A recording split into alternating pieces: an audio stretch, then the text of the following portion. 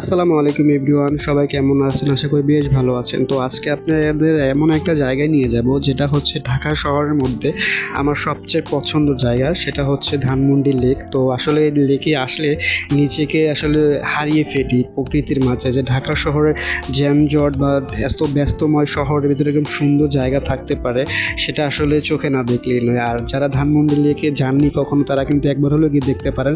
একদম পুরো প্রকৃতির মাঝে হারিয়ে যাবেন, সৌন্দর্যের মাঝে।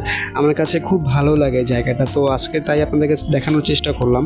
তো আসলে লেক শেষ করে যখন একদম পুরো ক্যাম্পাসের মোড়ে রবীন্দ্র সারোয়ার এখানে আসলাম, তো আসলে এখানে আসার পরে একদম পুরো অসাধারণভাবে চেয়ে বসে আছে কতটা সৌন্দর্য এই ধানমন্ডি লেকটা। আসলে এখানে বিকেল হলো অনেক মানুষের আহাজারি বা আড্ডা দেওয়ার মতন একটা বেস্ট প্লেস বলতে পারেন।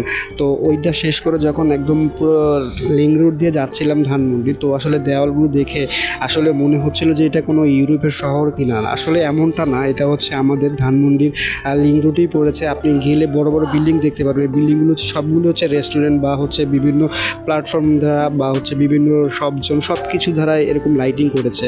তো আপনাদের কাছে ভিডিওটা কেমন লাগলো অবশ্যই কিন্তু কমেন্টে জানাবেন।